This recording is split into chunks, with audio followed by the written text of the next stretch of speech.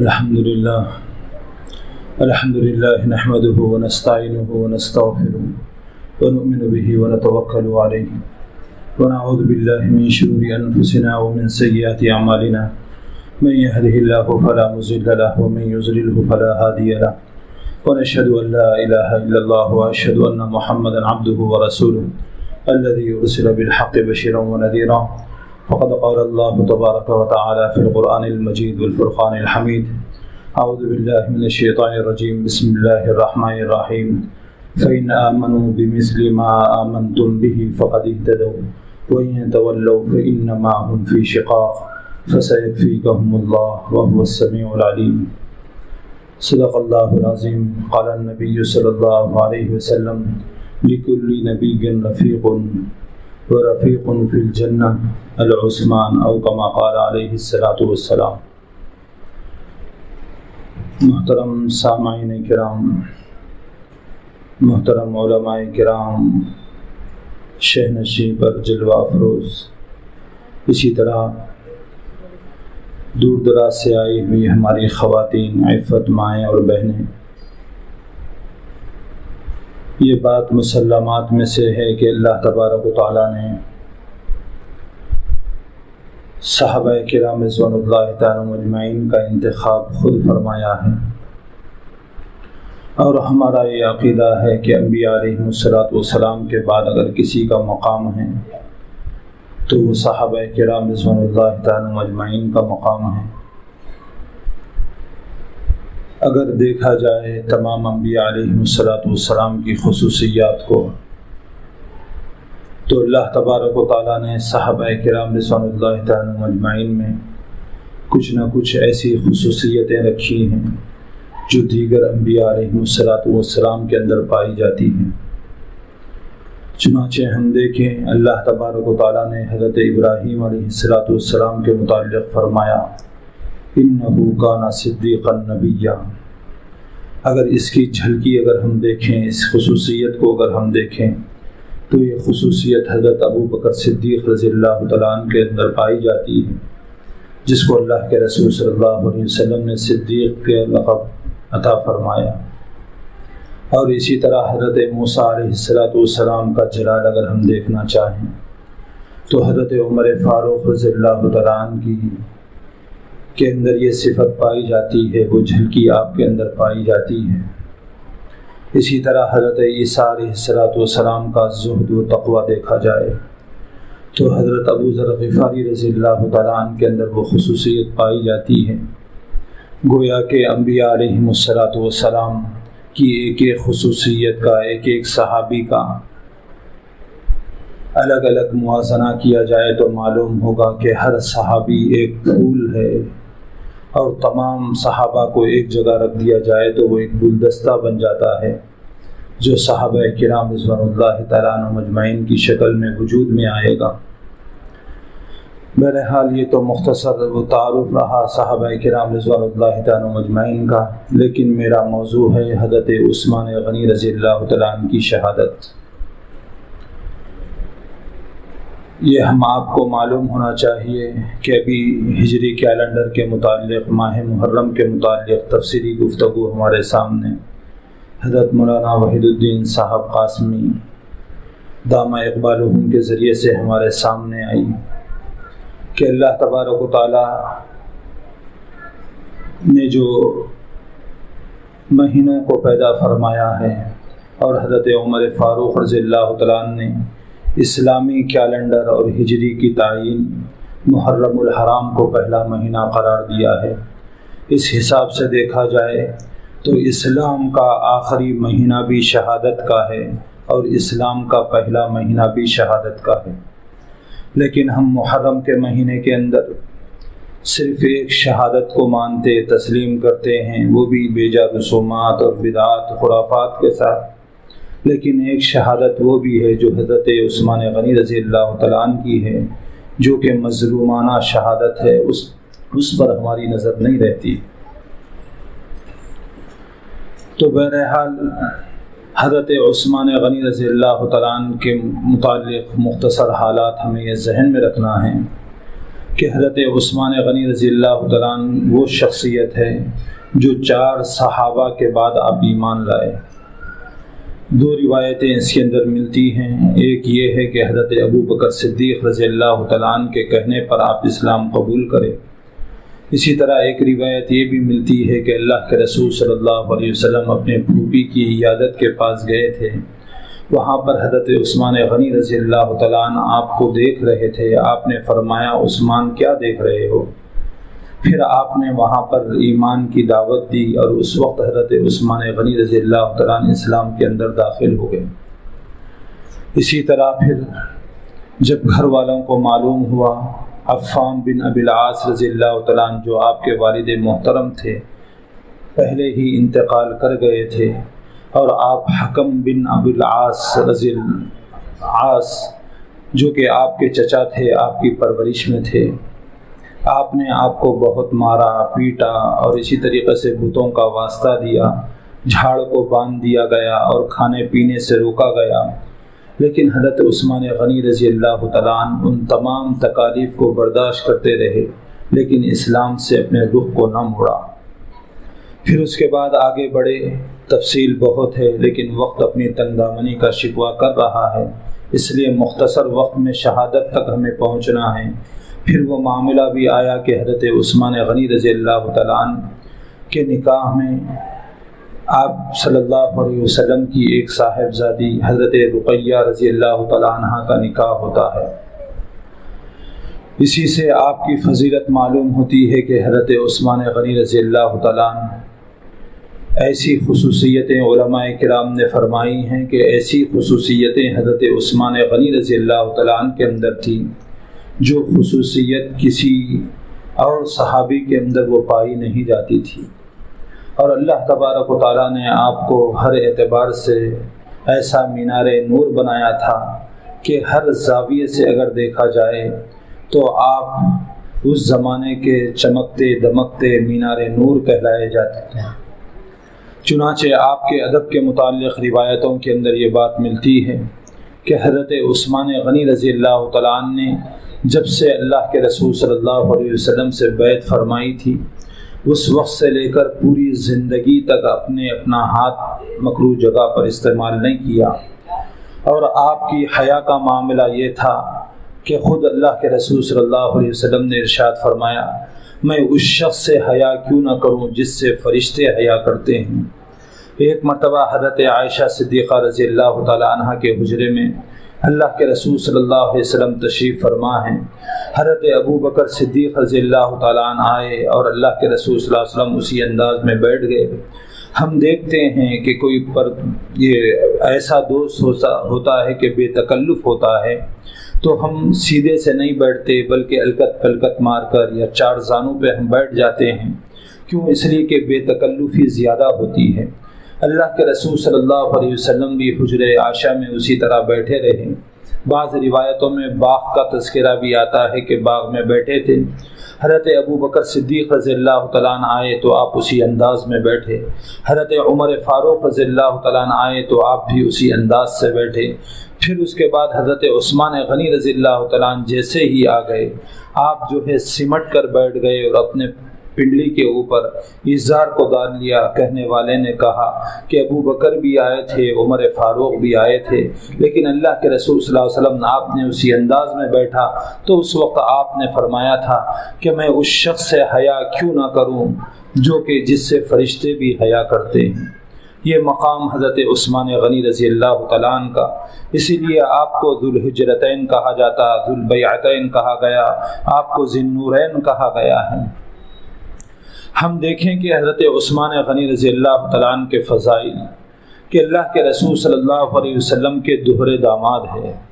علماء کرام نے لکھا ہے کہ یہ خصوصیت کسی بھی نبی کے امتی کو حاصل نہیں ہوئی۔ کل قیامت کا میدان ہوگا، حشر کا میدان ہوگا، اگر اللہ یہ اعلان کرے گا کہ وہ کون شخص ہے جو وقت کے نبی کی 2 بیٹیوں کے نکاح میں حاضر ہوا تھا اور نکاح ہوا تھا دو بیٹیوں سے، تو یہ شرف صرف حضرت عثمان غنی رضی اللہ تعالیٰ عنہ کو حاصل ہے کہ دو بیٹیاں آپ کے نکاح میں آئی۔ اللہ کے رسول صلی اللہ علیہ وسلم نے فرمایا، بعض روایتوں میں آتا ہے کہ اگر میری 40 بیٹیاں بھی ہوتی ہے تو ایک کے بعد دیگرے میں حضرت عثمان غنی رضی اللہ تعالیٰ عنہ کے نکاح میں دے دیتا۔ اندازہ لگائیے آج کے موجودہ زمانے کے اندر باپ چاہے شرابی ہو، باپ چاہے سود خور ہو، باپ چاہے چور ہو، باپ چاہے کسی بھی بے دین ہو، لیکن جب اپنی بیٹی کا معاملہ آتا ہے تو وہ سنبھل جاتا ہے اور اپنے داماد کو صحیح صاف ستھرا تلاش کرتا ہے، اور ہم رشتے کے لیے جو ہے ماموں سے پوچھا جاتا ہے، چچا سے پوچھا جاتا ہے، بیوی سے مشورہ کیا جاتا ہے، اور دیگر افراد خاندان سے مشورہ کیا جاتا ہے کہ میری بیٹی کا نکاح ہے، فلاں شخص میری بیٹی کے لیے مناسب ہوگا یا مناسب نہیں ہوگا۔ لیکن اللہ کے رسول صلی اللہ علیہ وسلم نے مشورہ کیا ہوگا تو کس سے کیا ہوگا؟ روایتوں میں آتا ہے کہ اللہ تبارک و تعالیٰ نے خود جبرائیل کے ذریعے سے بلوا بھیجا اور یوں کہا کہ اے نبی صلی اللہ علیہ وسلم آپ نکاح کروا دیجیے حضرت رقیہ رضی اللہ تعالیٰ عنہ کا حضرت عثمان غنی رضی اللہ تعالیٰ عنہ سے۔ اس سے بڑی فضیلت اور کیا ہو سکتی ہے؟ پھر وہ معاملہ بھی آیا جب غزوہ بدر کا معاملہ آیا، اللہ کے رسول صلی اللہ علیہ وسلم نے جنگ کی تیاری شروع کر دی، اور وہ ہم سب معلوم ہے کہ جنگ بدر کا معاملہ کیسا تھا؟ صرف 313 صحابہ اس طرف اور اس طرف ہزاروں کا لشکر تھا۔ ایک صحابی بھی اگر اسلام میں داخل ہونے کے بعد اس جنگ میں شریک ہوتا تو اس کے بڑے فضائل ہیں۔ آج بھی یہ ہمارا عقیدہ ہے، بخاری شریف میں وہ روایت موجود ہے جس میں اللہ کے رسول صلی اللہ علیہ وسلم کے ساتھ جو بھی صحابہ کرام رضوان اللہ تعالی اجمعین غزوہ بدر کے اندر شریک ہوئے ان صحابہ کا تذکرہ ہے۔ علماء کرام فرماتے ہیں کہ غزوہ بدر کے اندر جو صحابہ شریک ہوئے ان کی فہرست جو ہے ناموں کی، اگر وہ پڑھ کر اگر دعا کی جائے تو دعا قبول ہو جاتی ہے۔ ایسے صحابہ، ایسا شرف، اور وہ اسلام کا سب سے پہلا غزوہ اللہ کے رسول صلی اللہ علیہ وسلم سجدہ ریز ہوتے ہیں اور عرض کیا کہ اے بار الہ آج امت بہت کمزور ہے، آج امت بہت تعداد کے اعتبار سے بہت کمزور ہے، اگر آج اسلام مٹ جائے گا، صحابہ شہید ہو جائیں گے تو پھر اسلام کا نام لینے والا کوئی نہیں ہوگا، اسلام میں کوئی داخل نہیں ہوگا۔ اے بار الہ آج فتح و نصرت کی میں تجھ سے مدد مانگتا ہوں اور تیرے سامنے عاجزی و انکساری کرتا ہوں۔ اللہ کے رسول صلی اللہ علیہ وسلم کی اس دعا پر اللہ تبارک و تعالیٰ نے فرشتوں کے ذریعے سے مدد فرمائی تھی اور نصرت فرمائی تھی۔ ایسا عظیم الشان وہ جنگ اور ایسی عظیم الشان جنگ جس میں صحابہ شریک ہوئے، لیکن حضرت عثمان غنی رضی اللہ تعالیٰ اس میں شرکت نہیں کیے ہیں۔ ہم کو معلوم ہے کیوں نہیں ہوئے، اسی وجہ سے کہ ہم یہ بھی فضائل ہم سنیں کہ ہم نے سنا تھا، اور اللہ کے رسول صلی اللہ علیہ وسلم کا کہنا ہے، ایک صحابی آتے ہیں اور آ کر کہتے ہیں کہ یا رسول اللہ صلی اللہ علیہ وسلم میں جنگ میں شہید ہونا چاہتا ہوں اور میں جنگ میں شرکت کرنا چاہتا ہوں، اعلاء کلمت اللہ کی خاطر میں اپنی جان نچھاور کرنا چاہتا ہوں۔ اللہ کے رسول صلی اللہ علیہ وسلم نے ارشاد فرمایا کیا تمہارے والدین زندہ ہیں؟ وہ آپ نے فرمایا کہ ہاں زندہ ہیں۔ اللہ کے رسول صلی اللہ علیہ وسلم نے فرمایا تمہیں جنگ میں شرکت کرنے کی ضرورت نہیں، تم والدین کی خدمت کر لو، تم مجاہد کہلاؤ گے۔ لیکن حضرت عثمان غنی رضی اللہ تعالیٰ عنہ کی خصوصیت یہ رہی ہے کہ آپ غزوہ بدر میں بغیر شریک ہوئے آپ مجاہد کہلائے گئے، جس کی وجہ یہ ہے حضرت رقیہ رضی اللہ تعالیٰ عنہ کی طبیعت خراب تھی، اور یہ بھی بات ہم ذہن میں رکھیں کہ اللہ کے رسول صلی اللہ علیہ وسلم نے فرمایا کہ اے عثمان تم اپنی بیوی کی خدمت کے اندر رہنا، لہذا آپ اپنی اہلیہ محترمہ کی خدمت میں رہے اور آپ کو بھی وہی اعزاز حاصل ہوا جو دیگر صحابہ کو حاصل ہوا۔ کس اعتبار سے کہ مال جو تقسیم ہوا تھا، مال غنیمت، اس کے اندر سے اللہ کے رسول صلی اللہ علیہ وسلم نے جو صحابہ غزوہ بدر میں شریک تھے جتنا حصہ انہیں دیا گیا تھا، حضرت عثمان غنی رضی اللہ تعالیٰ عنہ کو بھی اتنا ہی حصہ دیا گیا تھا۔ اور مجاہد کہلائے گئے حضرت عثمان غنی رضی اللہ تعالیٰ عنہ یہاں پر رک کر ایک معاشرے پر ہم نظر ڈالیں اور دوڑائیں اور یہ بات ذہن میں رکھیں، اگر خواتین بھی یہاں پر ہیں، مرد حضرات بھی ہمارے ہیں، کل آج کے بچے کل کے بڑے ہیں، بڑے ہونے والے ہیں، یہ بات بھی ذہن میں رکھیں، بیوی کی خدمت کرنا بھی مجاہد انسان کہلاتا ہے۔ آج کیا ہے، بیویوں کو، عورتوں کو پیروں کے نیچے رکھا جاتا ہے، اس سے کچھ مشورہ نہیں لیا جاتا۔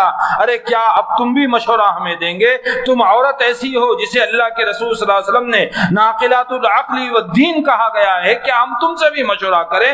اس طریقے کی باتیں آج موجودہ زمانے کے اندر پائی جاتی ہیں۔ ان مردوں کو اس بات کا احساس ہونا چاہیے، اپنی بیوی کی خدمت اس کو سمجھ کر ہمیں کرنا چاہیے کہ اللہ کے رسول صلی اللہ علیہ وسلم نے بیوی کی خدمت پر مجاہد کہا ہے۔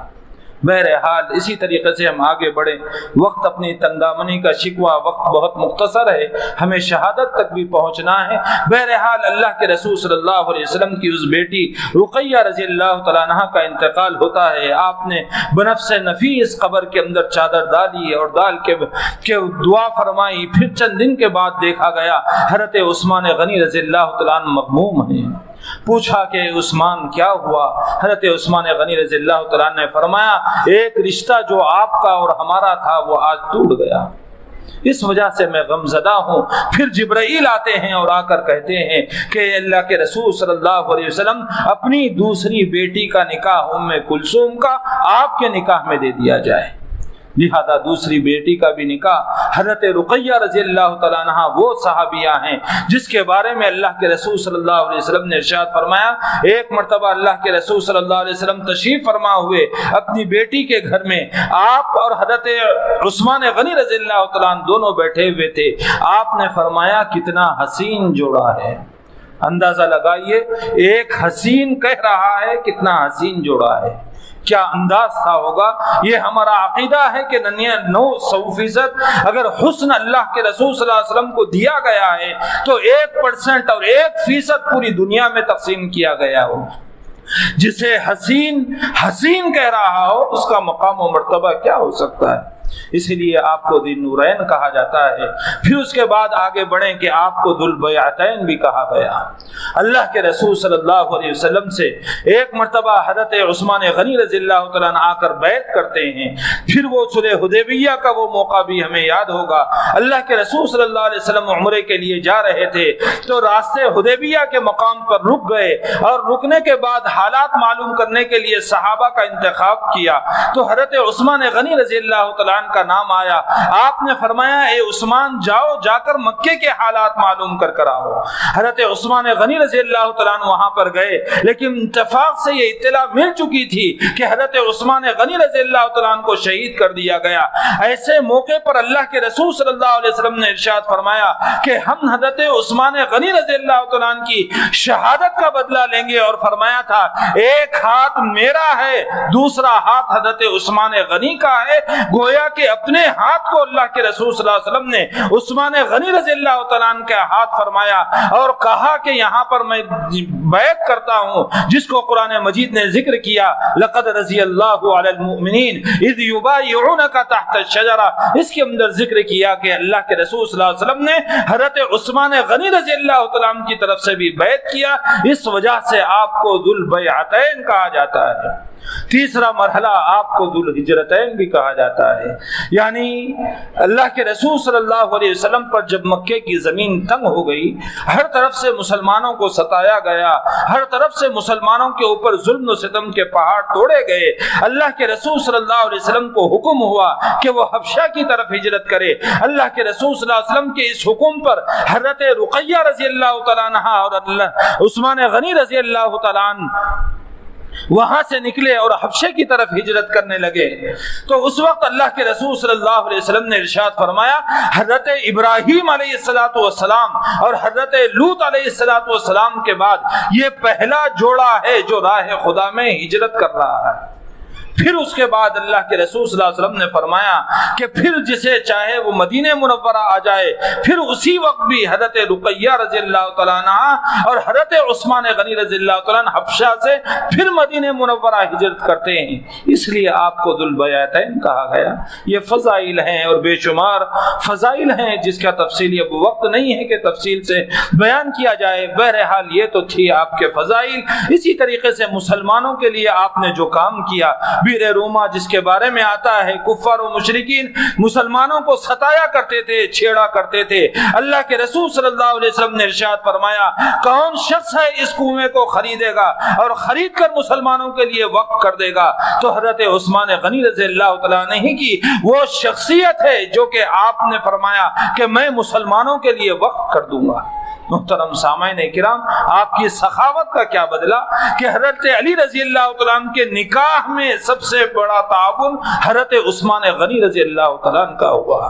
اس سے ہمیں یہ بات بھی ذہن میں رکھنی ہے. حضرت علی رضی اللہ تعالیٰ عنہ سے فرمایا تھا کہ اے علی، میری بیٹی کا نکاح تم سے ہو رہا ہے، تمہارے پاس کیا ہے؟ آپ نے فرمایا کہ فلاں زرہ ہے یا کوئی چیز ہے، تو آپ نے فرمایا اسے بیچ دو، بیچ کر جو ہے نا ضروریات سامان مہیا کر لو. آپ انداز دیکھیے موجودہ زمانہ کیسا تھا ہے اور حضور کا زمانہ کیسا تھا.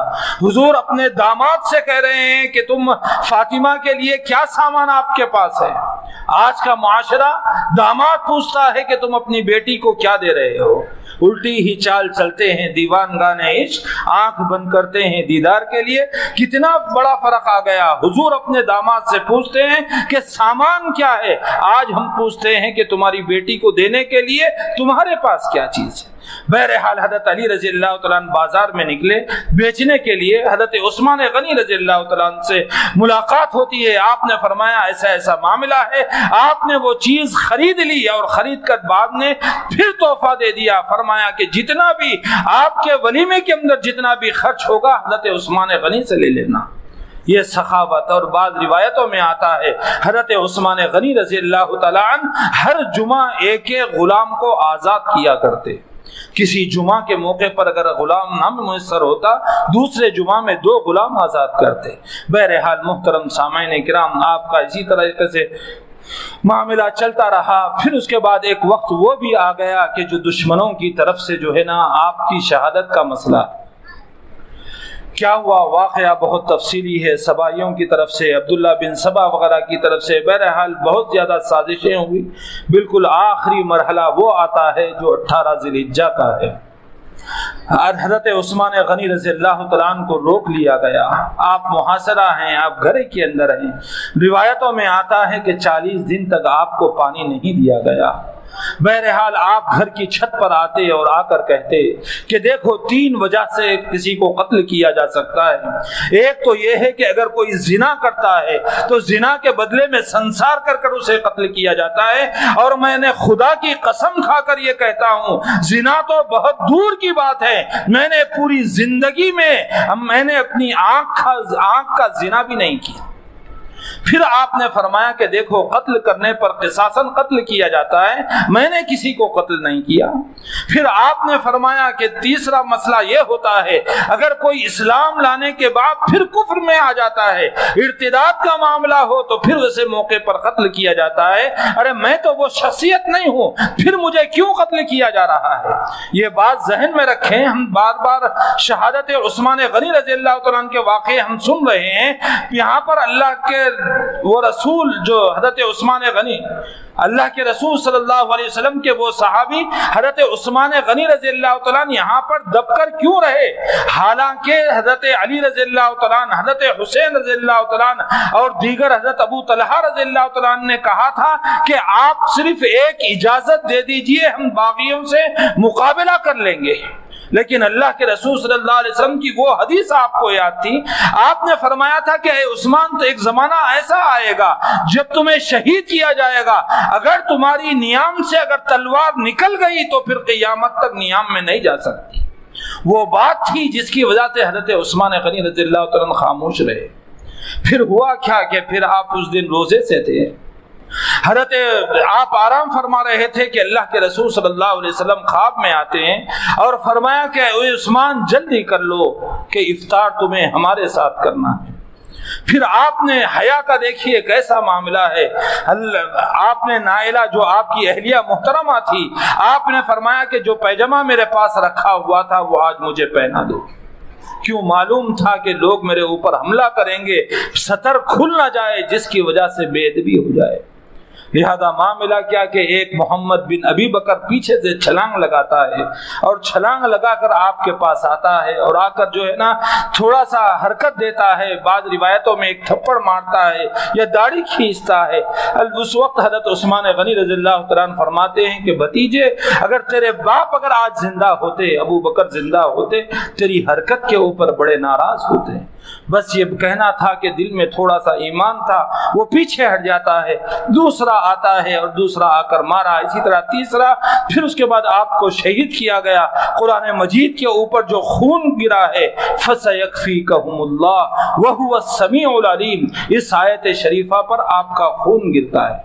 محترم سامعین، یہ تو ہوا تاریخ کا ایک رخ، شہادت حضرت عثمان غنی رضی اللہ تعالیٰ عنہ کا، لیکن آج اب موجودہ زمانے میں ایک یہ بھی ہے کہ شہادت حسین رضی اللہ تعالیٰ عنہ، یہ تو میرا موضوع نہیں ہے لیکن میں دونوں کا موازنہ کرنا چاہتا ہوں کہ شہادت مظلومانہ کس کی ہے۔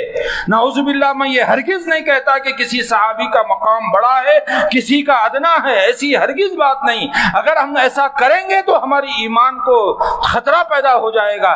جسے اللہ نے رضی اللہ عنہم ورضوا عنہ کہہ دیا ہے، ہم ان کے خلاف انگشت نمائی کیسے کر سکتے ہیں؟ لیکن آج موجودہ زمانے میں آج ہمارے پاس ایک صحابی کا مقام بلند کر دیا گیا، ایک صحابی کے ساتھ جو ہے ان کے مقام و مرتبے کو بلند کر دیا گیا، ان کے لیے نوحہ کیا جا رہا ہے، ان کے لیے شربتیں تقسیم کی جا رہی ہے، ان کے لیے جو ہے نا ماتم کیا جا رہا ہے، ان کے غم میں غم شریک ہم ہو رہے ہیں۔ لیکن ہم سوچیں مظلومانہ شہادت کس کی ہے؟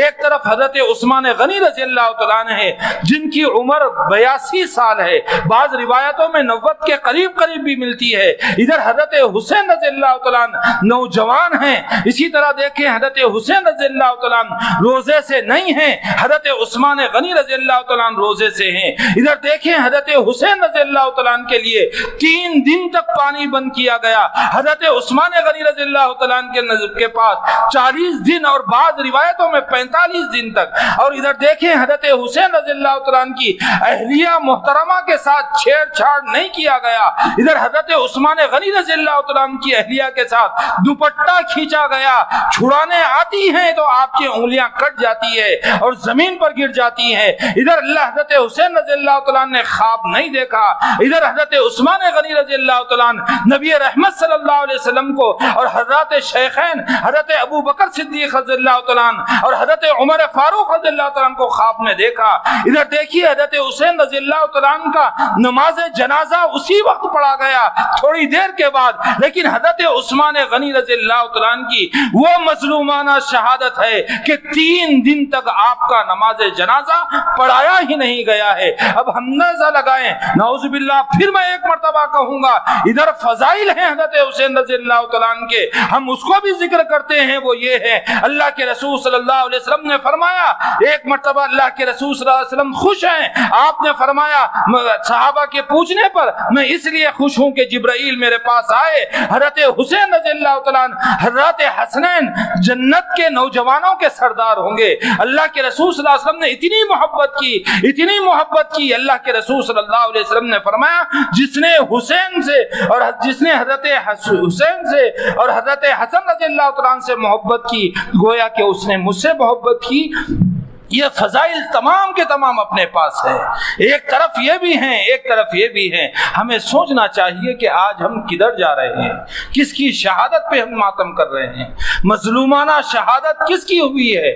ظاہر سی بات ہے حضرت عثمان غنی رضی اللہ تعالیٰ عنہ کی، لیکن ہم ایسا کیوں ہیں کہ ایک پر غم مناتے ہیں دوسرے کے اوپر غم نہیں مناتے؟ غم ہو تو سب کا ہو، سب صحابہ ایک ساں ہیں۔ اللہ کے رسول صلی اللہ علیہ وسلم نے فرمایا اصحابی کالنجوم فبأي بأيكم اهتديتم اقتديتم. اللہ کے رسول صلی اللہ علیہ وسلم نے فرمایا الصحابۃ کلھم عدول. اللہ کے رسول صلی اللہ علیہ وسلم نے ارشاد فرمایا کہ یہ عشر مبشرہ ہیں، یہ صحابہ ہیں جس سے اللہ راضی ہو گیا، وہ اللہ سے راضی ہو گئے. تو محترم سامعین کرام، تمام باتوں کا خلاصہ اور لب لباب یہ ہے کہ آج موجودہ زمانے میں جو 10 محرم کو رسومات، بدعات اور خرافات ہوتے ہیں اس کے اندر ہم شریک نہ ہوں. اللہ تبارک و تعالیٰ کو ہمارے ان کھٹے شربتوں سے، ہمارے روٹوں سے، ہمارے کھچڑوں کی ضرورت نہیں. شہداء تو وہ ہیں جس کے بارے میں اللہ نے فرمایا بل احیاء، وہ زندہ ہیں، عند ربہم یرزقون. اللہ تبارک و تعالیٰ ان کو اپنی طرف سے رزق پہنچاتے ہیں. اللہ تبارک و تعالیٰ ہم تمام کو کہنے سننے سے زیادہ عمل کی توفیق عطا فرمائے. وما علینا الا البلاغ.